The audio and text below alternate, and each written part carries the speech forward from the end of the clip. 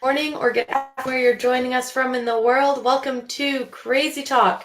For those of you who have never watched Crazy Talk before, I'm your host, Facebook Live TV show where I interview all sorts of people about all sorts of things related to mental health. If this the fact that Crazy Talk ends up being filmed from all sorts of bizarre locations, and today our bizarre laundry room in Edmonton, Alberta, because that's just how we roll, Crazy Talk style. So thank you so much for joining us. I'm really excited for you to be joining us today. We've got a really amazing guest coming on today. So Henry is a coach, trainer, mentor, and speaker. He's also a metalwork sculptor. More on that later. He lives and works from his home in London, UK, where he lives with his beautiful partner and their two equally wonderful dogs. And as regular viewers will know, I am a big fan of dog people. Henry's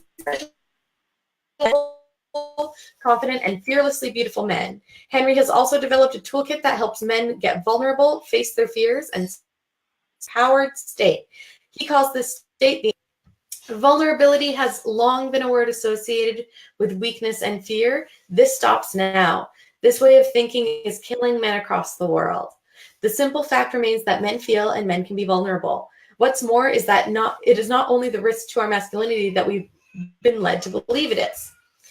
And through reframing their masculinity, their stories, their values, and beliefs. Only by going deep and facing the parts we try to hide can we ever experience a fearless to empower us and not limit us. Henry trains men and mentors men in utilizing their inner warrior toolkit to help empower the themselves.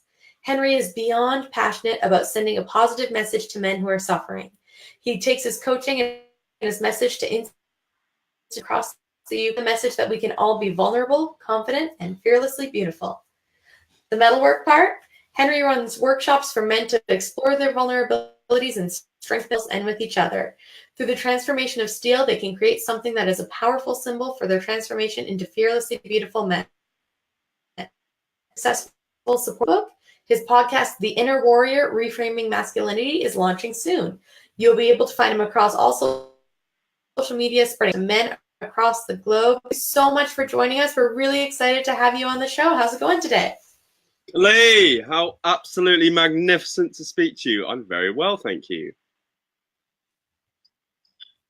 Oh, I'm so glad to have you on the show. And for people who have watched the show multiple times, they'll know that my first question, I usually like to start off with why questions. So the question that I have for you is, why is it so important to you that you're helping?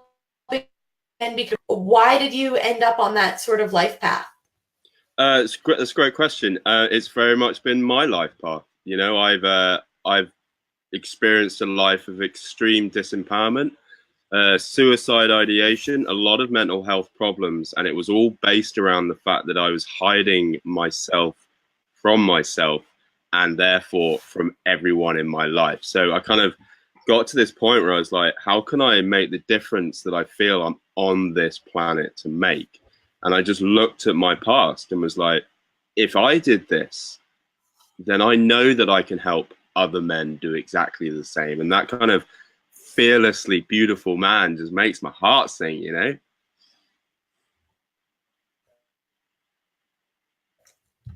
One of those things where you've said something that I think a lot of people can really resonate with this idea of this was my life path that came out the other side of it. Like if I did that, I want to help other people to do that too. Absolutely. And so how do you, I want to kind of dissect here because, you know, as someone who is not a man, I feel like there's masculinity and mental health that I might not even be aware of. So what do you think some of those layers are? You know, people who are mental, the additional challenges that men face around talking about mental health. I mean, it's the same thing that's been going around for years, and it's that men aren't brought up to be fluid with their emotions or speak about them. Men are very much brought up to perform their identity of what they believe masculinity is. Like a real damaging one is that we have to be the island the rock in the storm, who doesn't feel, he doesn't show weakness. And the truth is that as basic human beings, we all feel those moments when we can't do it alone. And the problem comes is when the man thinks, if I can't do this alone, then I'm losing face as the man which I want to be. And it's that kind of dichotomy of experience that really causes the problems. And if you're not expressing how you feel, if you're not asking for help, if you're not challenging what it means to you to be a man, then those emotions, they just build up. And I use this all the time. There is nothing on this earth that if you apply more pressure to it, then it eases out slowly and healthily, you know. And human beings are exactly the same. We're like soda cans, right? You put more pressure on us, and when you open the top, we're not going to go, we just explode, you know, and it comes out aggressively, depressively, however it is. Like, I was talking to a guy yesterday, and it turned out that him withholding his vulnerabilities and not talking about them actually manifested in physical ill health. Like, that is the risk of it. And men all over the world are told regularly that you don't speak because you'll be gay. You know, you don't speak because you'll be a woman. All these kind of seriously outdated modes of communication. That is it, and it's such a simple thing, you know, but it is very, very prominent in today's society, unfortunately.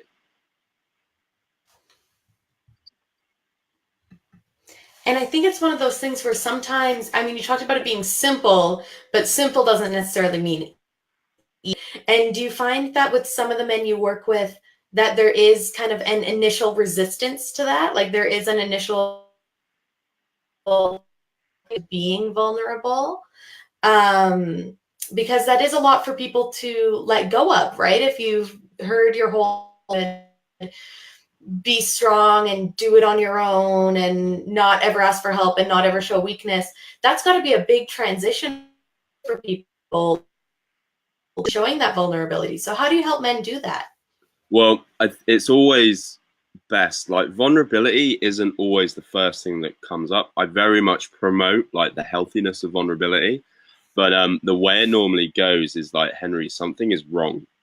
Something is wrong, and I don't know what it is. My life, I feel empty. I'm always angry. I'm always spending more time drinking. I'm taking more drugs. I'm not talking to my partner. I constantly hear the message, I wish you would open up. Why won't you open up to me? What is wrong with you? Which just causes friction and barriers. That's how it starts. And then it's a process, because being vulnerable is a massive risk. You know, it is opening up and being open to the possibility that you might be rejected. And I don't know anybody who has experienced rejection early on in life and thought, that was great, I want to experience that more. Oh God, yeah, give me more of that. You know, it's a big step to go, okay, so there's something going on inside me. I don't know what it is, but I'm just gonna do it. I'm gonna step forward. And I always say to my clients and everybody, like, vulnerability takes courage. It takes courage to turn the light inside and see what's going on. And anything that is courageous, by its definition, is not a weakness. And I feel like oh, there's so much I want to say. But do you find that as a coach and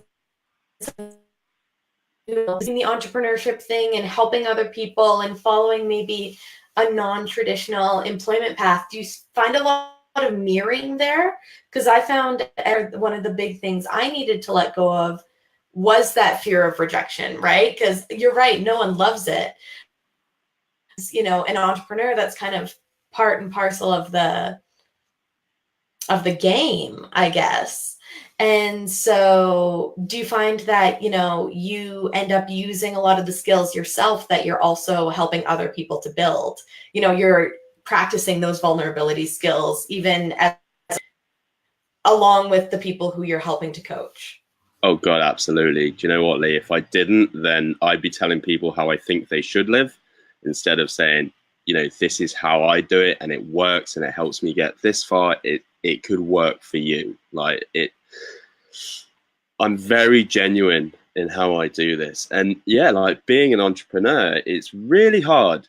It is very difficult. And we are consistently stepping right out of our comfort zones. Have you ever seen Indiana Jones? I think it's The Last Crusade, and he's got to step across this bridge of faith, and he's got the salt to like spread across to see it because it's otherwise invisible. That's what entrepreneurship is like, because we just don't know what is on the other side. There's rejection, there's failure, there's a whole wealth of other things which are massive risks to us. But what it comes down to for me is that I need to ask for help. I need to say, do you know what? I'm not going to swear, I'm very good at what I do. In fact, I'm a leader in my field, but I need some help. And I go to my partner and I'm like, right now, I need to just shed this leadership role, which I've adopted, and I need to come to you and find my sanctuary. That's what I say. And that's what I do, because I can't carry all this responsibility on my own. It needs to be a fluid interaction. And like we spoke about, you mentioned dogs. My partner's not around. I'll get my dog down and be like, hey, Holmes, I've got something to tell you. It's just that interaction. And and he's a black Labrador, so he always looks super concerned when he looks at me. So I just feel like, oh no, like this is good. He totally gets me. And it's that asking for help and opening up to myself that I might have a little bit of self-doubt, and that's totally normal. That's a signpost to let me know that I need to communicate with someone else. That's really interesting, because that's not something that I've heard before, not in that exact way, is self-doubt being a signpost and being something helpful to us. Because so much of the work that I think, especially as entrepreneurs, I feel like a lot of the time, like if you have any doubts, you got to quash those doubts and, stuff them aside and blah, blah, blah. You have to be 100% in, 100%. So can you self-doubt being kind of having a role to play? Absolutely. It's anything that turns the spotlight. I mean, everything we experience is a signpost. Things that we experience inside ourselves, which we might perceive as negative, are signposts to our emotional needs. And like I'd say a basic human need is to be seen and to be heard. And that's what they serve, these signs. If I experience self-doubt, then I need to talk to someone about it, because at the end of the day, I'm feeling insecure. And it's like having a wound kind of on your arm, like a serious wound. So you can just stick a plaster on it and ignore it, and that's just going to cover it up for a little bit of time. And that's what arrogance is. Arrogance is, I'm going to be fine, it doesn't matter, slap a band-aid on it, move on. When really what you want to do is clean it, look at it, make sure you don't need extra help, and if you do, then you go and ask for it. Like, that's where the vulnerability comes in, and that's where actual confidence comes in. And this helps us identify our needs, see what we need to do about them, and then take the action. And bit by bit, it gets easier. And then it becomes this beautiful process of like, I'm feeling something, I'm going to do something about it, and I'm going to do something that's really courageous, and I'm going to talk to someone, and that feels damn good, because it takes the stress off and I feel more congruent as a human being. So I want to, that, like, I love that. And I was really into this summer reading a lot of Brene Brown's stuff about vulnerability. Yep. And things she was talking about was about asking for help. And I wrote a little blog post about it. I had always said that I wasn't placing judgment on other people asking for help, but I was kind of placing a lot of judgment on myself asking for help. Yeah. And in Brene Brown's book, she was talking about how kind of that judgment is judgment. You know what I mean? Like, if you're placing judgment on yourself for getting help, placement on other people for getting help, because you're saying that like getting help is a sign of weakness, okay, or is whatever. And do you find that this there's been a lot of talk recently about how individualized our society has become. That plays a role in people being afraid to ask for help. There's this idea of you should be able to make it on your own instead of to rely on your community for things like that. Do you think that that plays a role in any way? Oh, so much. We are at huge risk of losing contact with our tribe through this individualized kind of idea. And I don't know, I think it's come from many, many sources, but you see it a lot. It's the lone warrior, the lone wolf. There's kind of this attached romanticism to be able to deal with things on your own, but it's a totally unrealistic thing. Like, we are comfort seeking creatures. And what we do when we place ourselves in an individualized point is we are denying ourselves that. We're actively making our lives more difficult, more lonely, isolating ourselves. And the community aspect is just so important because we need it. We need to not feel like we're doing this on our own. And when you feel like you're doing it on your own, that's when the horrible depression comes in. That's when you feel backed into a corner because you can't communicate. It's that it keeps coming back to loneliness. And loneliness is something that there are healthy levels of, I love my own company. I have no problem with spending time on my own. But I also need to feel like I'm part of a tribe, like I'm part of something bigger, more supportive, more meaningful, that I'm not on my own. Like, I cannot say how important community is. And that, coaching comes into that. By getting with a coach, you have access to more coaches and more coaches and more coaches. It is all about community. And I'm really glad you brought it back to coaching, because that was kind of a question that I wanted to pose to you, I guess, because I'm someone who works with a coach, and I'm also someone who works with a psychologist and a psychiatrist and all these other mental health professionals. And I think sometimes there's a lack of things that a coach can do to help someone with their mental health, even if they're not necessarily a capital M professional. You know what I mean? When someone talks about a mental health professional, usually they mean, a social worker and a psychiatrist and a psychologist and all these. But I have found coaching to be a really positive thing for my mental health. Is that something that you've run into? Yeah, coaching absolutely. Maybe doesn't fit. Yeah. Coaching is there was this kind of long held belief that coaching is kind of like where you are now and where you want to be. But when you deal with people who have histories such as ours, it's kind of irresponsible to ignore where the individuals come from, because they're all aspects of how to approach this person emotionally, in terms of barriers, in terms of triggers.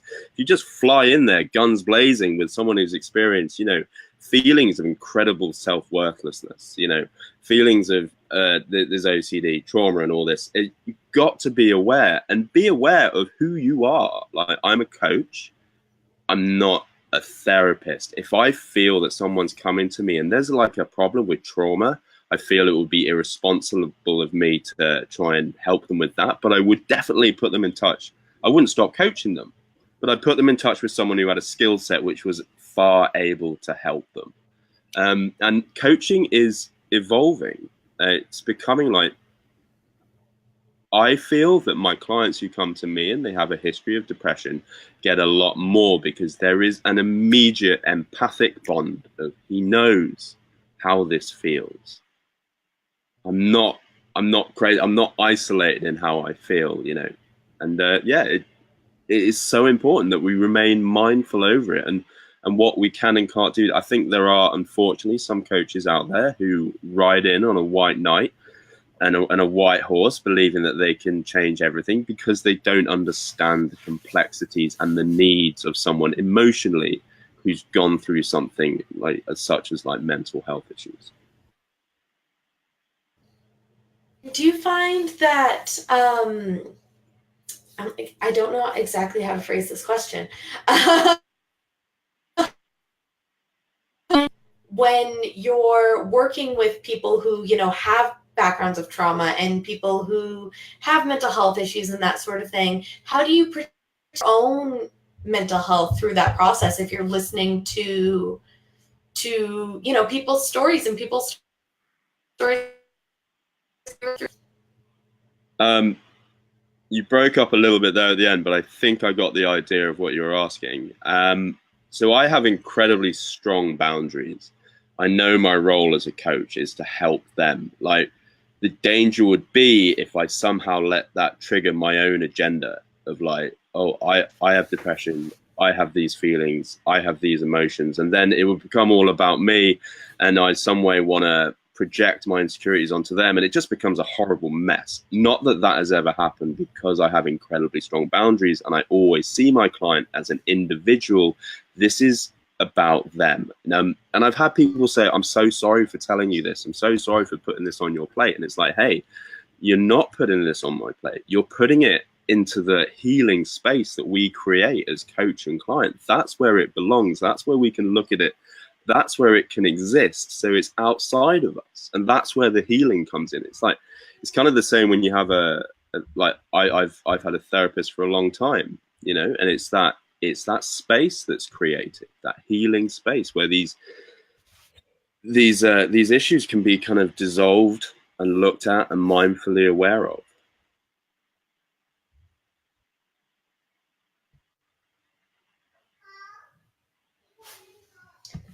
And so you mentioned something that I think is really, really interesting. You have incredibly strong boundaries. And I think that that is something that a lot of people in helping professions aspire to, because I think a lot of people don't necessarily have strong boundaries. And so was setting those strong boundaries, like, is that something that you've always had, or is that starts having? And if so, how did you get there? I didn't always have strong boundaries. I had pretty bad boundaries. I come from a background of addiction and alcoholism, so I was very used to manipulating people. Don't worry, guys, anyone listening, I don't manipulate anyone anymore. I went through a couple of really abusive relationships, and then through my therapy and a bit of coaching, I understood that I have to go into these with a boundary of like what I will accept and what I won't. And that comes into play when you have an abusive client, or someone develops romantic interests in you. It's like, what's appropriate for me, what's not appropriate, and then you deliver like, this isn't appropriate, I can't continue seeing you if this happens. And listening to other people and having boundaries, like, it's okay to listen to someone, but it's not okay when you start taking on board their stuff. And you've got to remain like, and I don't know whether this is going to sound cold, but it's not. It's like, their issues are their issues. They are not mine. Mm-hmm. I can take a very strong, empowering place in this relationship by not taking on board their stuff. And it's that constant reminder that these are their issues. They are not my issues. When I leave this room, I don't take aboard their energy and their stuff, because that's not going to help them, and it's not going to help me either. Yeah, and that's something that I think a lot of us need to work towards, or maybe I'm just need to work towards a little bit. And this has been a fantastic interview. I know we've had some internet problems, and I apologize. It's been so great having you on the show, Henry. And for the people who are watching, whether they're watching live or they're watching the replay, want to and find out more about the work that you're doing, what are some ways they can do that? Well, the absolute best way is to jump on Facebook. I mean, I'll probably be tagged in this post. Come add me as a friend. Come ask me what I do, how I help people, how you can get help, or how someone can get the help that they may need. My website, henryjohnston.org, great place to go and grab some free resources. Again, find out more about what I do. I don't have any pictures of my dogs up there, but if you come on Facebook, you'll see lots of those. I'm also part of a new group on Facebook called Men Helping Men that has been established by Devin Morris. Come find us on Facebook. If you're a man and you're looking for a community which is non-judgmental, incredibly supportive, and full of men who just want to support each other, head on over there. And lastly, my podcast, the Inner Warrior Reframing Masculinity podcast, will be available on Monday through iTunes.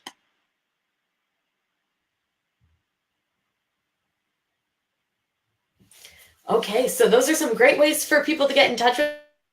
Link to some of the below for people who want to check it out. So Henry, thank you again so much for being on the show. For those of you who are watching who are going, oh, Crazy Talk directly to my inbox, you can do that by signing up for my mailing list, and I will put a link to my mailing list in the comments below. Look at this show. Thank you so much again. Thank you to all of our viewers who tuned in, and we will see you next week, same time, same place.